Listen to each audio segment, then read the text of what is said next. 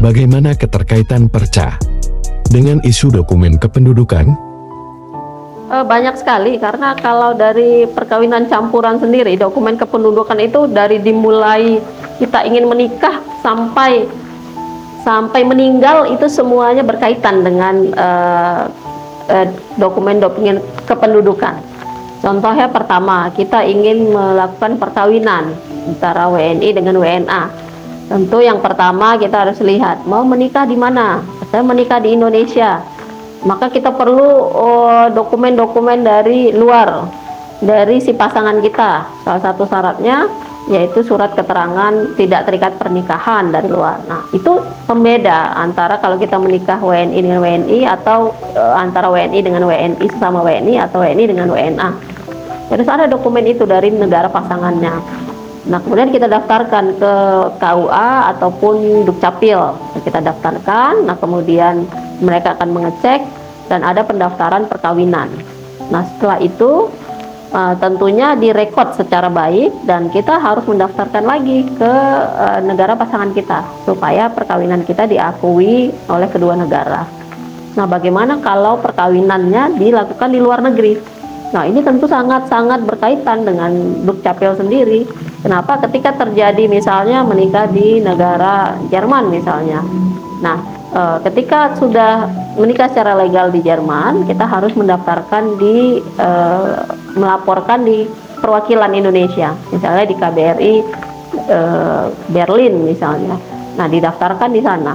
Nah, setelah itu kembali ke Indonesia, kita mendaftarkan ke catatan sipil di Indonesia sesuai dengan KTP kita yang alamat KTP kita berada. Daftarkan di catatan sipil, sehingga dari catatan sipil keluarlah surat keterangan perkawinan luar negeri.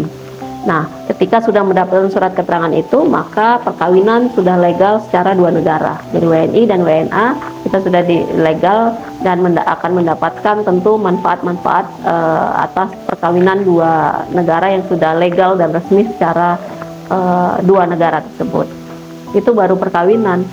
Nah, ketika melahirkan anak sama prosesnya. Jadi ketika melahirkan di Indonesia, maka kita harus mendaftarkan kelahiran, mendapatkan akta lahir, di mana anak kita diakui sebagai warga negara Indonesia.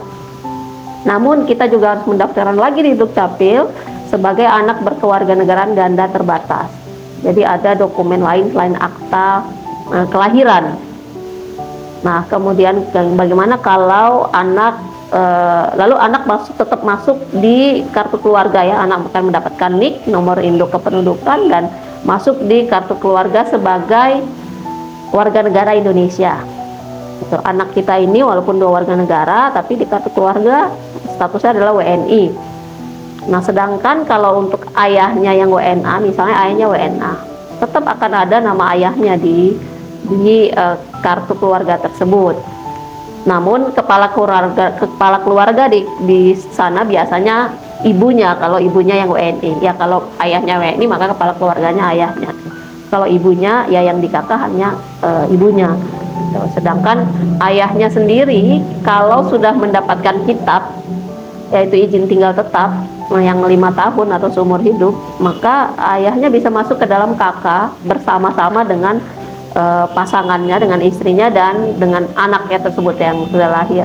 Namun tetap posisinya sebagai anggota keluarga karena masih posisi WNA gitu. Namun sudah dapat kitab dan sudah wajib memiliki KTP dan kartu keluarga sebagai WNA. Nah, kemudian kalau yang agak sulit adalah ketika anak lahir di luar negeri. Anak lahir di luar negeri tetap harus dilaporkan ke kedutaan, jadi KBRI atau KJRI ya, ke perwakilan.